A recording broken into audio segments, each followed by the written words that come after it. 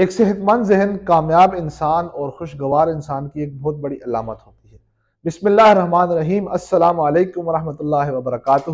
میں ہوں یاسر مختار خان اور آپ کو ایلیمنیٹ رمضان، روشن رمضان کی ایک اور ویڈیو میں خوش آمدید کہتا ہوں۔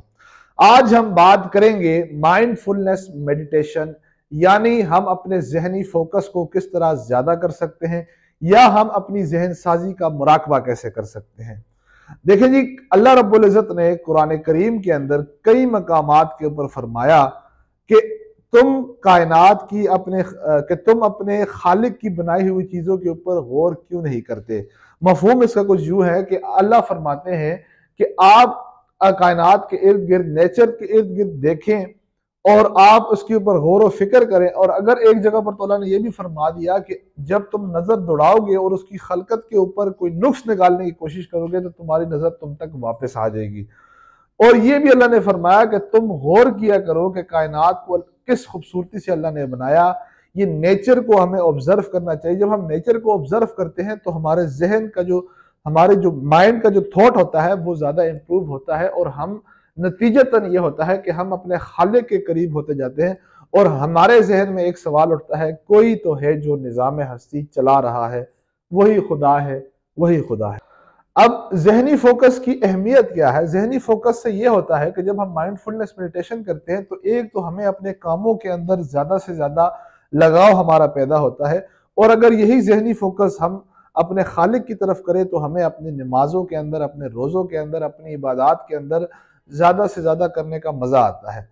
ہمارے نبی کریم صلی اللہ علیہ وآلہ وسلم کی زندگی کو اگر اٹھا کے دیکھ لیں تو ان کی بھی زندگی مائنڈ فلنس میڈیٹیشن یعنی وہ ذہنی فوکس کے اوپر ان کا کافی زیادہ رجحان رہا ہے۔ آپ صلی اللہ علیہ وآلہ وسلم اکثر غار حرا کے اوپر جاتے اور وہاں پر جا کر گھنٹوں بیٹھے رہتے، اور گھنٹوں بیٹھ کر وہ یہی فرماتے تھے کہ میں جا کر اپنے خالق سے، یعنی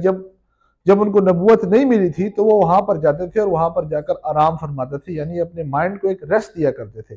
تو اسی لیے بہت زیادہ ضروری ہوتا ہے کہ ہم اپنے 24 گھنٹوں کی زندگی کے اندر سے کچھ وقت نکال کر اپنے ذہن کو تندرست بنائے، ہم کہیں ایسے مقام پر جا کر بیٹھے جہاں پر خاموشی ہو، پھر ہم نیچر کو آبزرو کریں۔ جب ہم نیچر کو آبزرو کرنا شروع کرتے ہیں تو ہمارے تاثرات ہی بدل جاتے ہیں۔ اور مائنڈ فلنس میڈیٹیشن کی ایک اور بڑی اگزامپل یہ ہے کہ ہم ذکر، یعنی ہم اپنے رب کا ذکر زیادہ سے زیادہ کریں، تسبیحات ہم پڑھیں، اور اس کا ہرگز یہ مطلب نہیں ہے کہ انسان جو ہے وہ پاگلوں کی طرح تسبیح پڑھنا شروع کر دے، بلکہ ذکر سے مراد یہ ہے کہ ہم ایک ایسی سچویشن کے اندر جائیں جہاں پر ہم یہ محسوس کر سکیں کہ میں اب اپنے رب سے رابطہ بنانے لگا ہوں، اور وہ ذکر ہمارا دل سے نکل رہا ہو، ذکر قلبی ہو ہمارا۔ تو اللہ نے بھی فرمایا کہ ذکر کرنے والوں کے ساتھ میری مدد ہے، مجھے ذکر کرنے والے لوگ بہت زیادہ پسند ہیں جو کہ اللہ کا ذکر کرتے ہیں۔ اور آپ صلی اللہ علیہ وآلہ وسلم بھی